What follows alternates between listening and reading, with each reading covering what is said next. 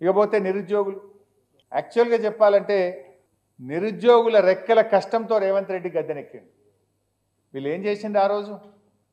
Rahul Gandhi, Revanth Reddy Ashok Nagar central లైబ్రరీకి పోయి నిరుద్యోగులతో meeting పెట్టి నమ్మించి మొదటి సంవత్సరంలోనే 2 లక్షల ప్రభుత్వ ఉద్యోగాలు ఇస్తామని, ఉద్యోగం దొరికేదాకా 4000 భృతి ఇస్తామని, పిల్లలకు పోటీ పరీక్షలకు ఫీజు లేకుండా చేస్తామని వాళ్ళను నమ్మించి వాళ్ళకు బస్సులు ఇచ్చి ఊర్లల్లో తిప్పి తల్లిదండ్రుల కాళ్ళు మొక్కిచ్చి నిరుద్యోగుల రెక్కల కష్టం మీద గద్దెనెక్కిండు రేవంత్ రెడ్డి.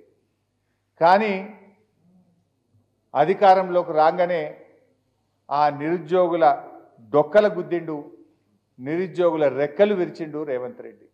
ఒక్కటన్నా అమలు చేసినావా? పోటీ పరీక్షలకు ఫీజు లేకుండా చేస్తా అన్నావు, కానీ ముక్కు వింటి ఫీజు వసూలు చేసినావు. 2 లక్షల ఉద్యోగాలు ఇస్తా అన్నావు. నీ ఏడాది పాలనలో నువ్వు ఉద్యోగాలకు ఇచ్చిన నోటిఫికేషన్ 12,000, నువ్వు ఇచ్చిన ఉద్యోగాలు 6,000. మిగతాయన్నీ కేసీఆర్ గారి ప్రభుత్వ హయాంలోనే నోటిఫికేషన్ ఇచ్చి పరీక్ష పెట్టి ఫలితాలు ఇచ్చి వాటికి మాత్రం కేవలం అపాయింట్మెంట్ ఆర్డర్ మాత్రమే ఇచ్చి నీ ఖాతాలో వేసుకునే ప్రయత్నం చేస్తున్నావు. ఏవి 2 లక్షల ఉద్యోగాలు అని అడుగుతా ఉన్నా. స్వయంగా ప్రియాంక గాంధీతో చెప్పించినావు 4,000 భృతి ఇస్తా అని చెప్పి. ఏది నీ 4,000 నిరుద్యోగ భృతి అని అడుగుతా ఉన్నాం. నిరుద్యోగులకు ఇచ్చిన ఏ ఒక్క హామీ కూడా అమలు చేయని పార్టీ కాంగ్రెస్ పార్టీ. ఆ రోజు ఫ్రంట్ పేజ్లో యాడ్లు ఇచ్చిండ్రు, జాబ్ క్యాలెండర్ వేస్తామని. అసెంబ్లీలో ఒక జాబ్ క్యాలెండర్ ఇచ్చారు, మీరు కూడా చూశారు. ఆ రోజు ఏం లేదు, అది జాబ్లెస్ క్యాలెండర్. అది జాబ్ క్యాలెండర్ కాదు, జాబ్లెస్ క్యాలెండర్ రేవంత్ రెడ్డి గారు ప్రకటించింది.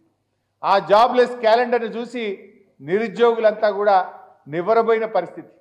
ఆ రోజు మేము లేచి ఇదేం జాబ్ క్యాలెండర్, మాకు మైక్ ఇవ్వండి అంటే సభను వాయిదా వేసుకొని పారిపోయిండ్రు తప్ప కనీసం శాసనసభలో మైక్ కూడా ఇవ్వలేదు. ఈ జాబ్ క్యాలెండర్ ఎట్లుందంటే రాజుగారి దేవత వస్త్రాల వలె ఉంది. ఒక కాంగ్రెస్ వాళ్ళకే జాబులు కనబడుతున్నాయి తప్ప నిరుద్యోగులకు కనబడతలేవు, రాష్ట్ర ప్రజలకు ఆ జాబులు మాత్రం కనబడతలేవు.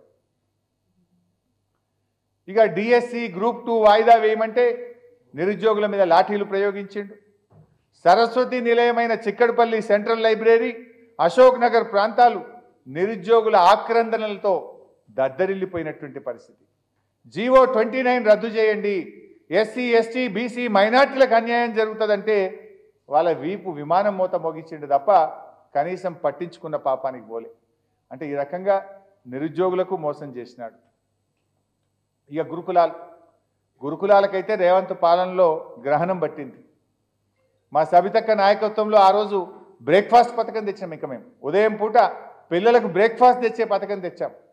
కేసీఆర్ గారు పిల్లలకు సన్న బియ్యంతో కడుపు నిండా అన్నం పెట్టే కార్యక్రమం చేశాడు. కేసీఆర్ గారి ప్రభుత్వం 298 గురుకులాలను 1022కు పెంచింది. కేసీఆర్ గారి ప్రభుత్వం అట్టడుగు వర్గాల పిల్లలకు అద్భుతమైనటువంటి విద్యను అందించాం. పిల్లలు ఎవరెస్ట్ శిఖరాన్ని అధిరోహించేంత గొప్పగా ఆ పిల్లలు ఎదిగారు. ఎంతోమంది పిల్లలు డాక్టర్లుగా, ఇంజనీర్లుగా, సివిల్ సర్వెంట్స్గా ఉన్నతమైనటువంటి ఉద్యోగాలు పొందారు. విదేశాల్లో వెళ్ళి చదివేంత గొప్పగా గురుకులాలను తీర్చిదిద్దింది బీఆర్ఎస్ ప్రభుత్వం.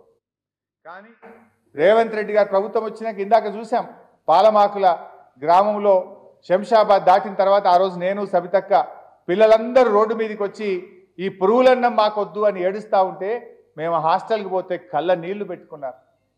సార్ మేము ఈ పురుగులన్నం, ఈ గొడ్డు కారం తినలేకపోతున్నాం, అడిగితే మమ్మల్ని కొడుతున్నారని చెప్పి ఆ పిల్లలు, ఆడపిల్లలు కళ్ళల్లో నీళ్లు పెట్టుకున్నారు.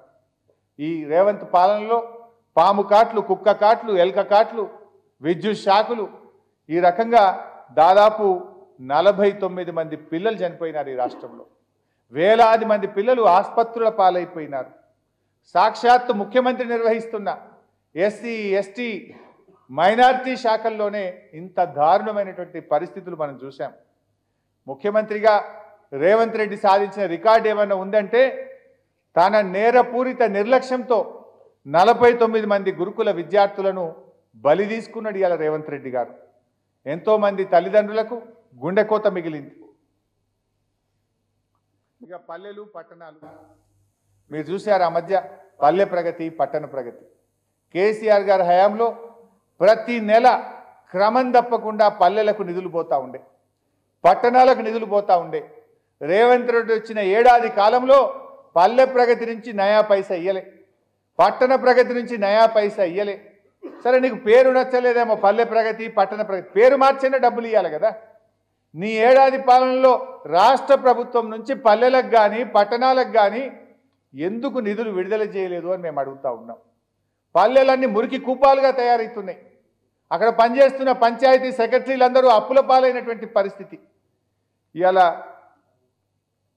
హరితహారం కింద పెట్టిన మొక్కలకు నీళ్లు పోసే దిక్కు లేక పల్లెల్లో పట్టణాల్లో మొక్కలు ఎండిపోతున్నటువంటి పరిస్థితి ఇలా రేవంత్ పాలనలో చూస్తూ ఉన్నాం. ఇలా పారిశుభ్రత లోపించి దోమలు పెరిగినాయి. పెద్ద ఎత్తున రాష్ట్రంలో మలేరియా, చికెన్ గున్యా, డయేరియా, రకరకాల వ్యాధులతో వందలాది మంది ప్రాణాలు కోల్పోయారు.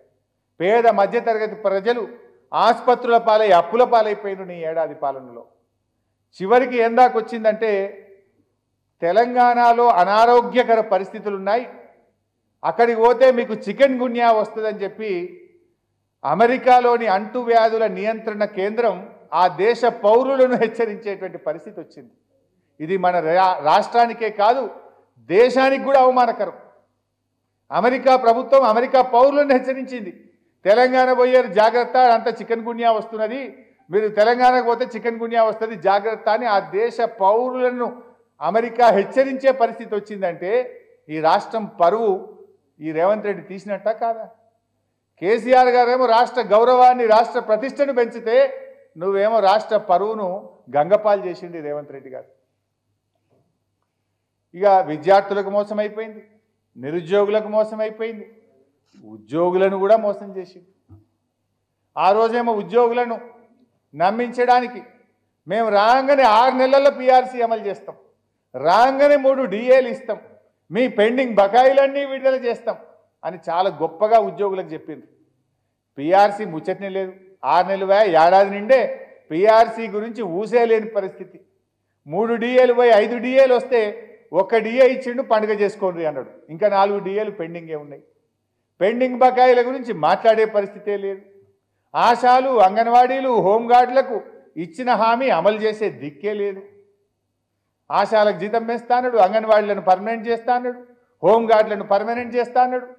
ఏడాది పాలనలో మర్రి కూడా చూడలే వాళ్ళ దిక్కు, ఆశాల దిక్కు, అంగన్వాడీల దిక్కు, హోంగార్డుల దిక్కు. ఈ ముఖ్యమంత్రి కనీసం మర్రి కూడా చూడనటువంటి పరిస్థితి మనం చూస్తూ ఉన్నాం.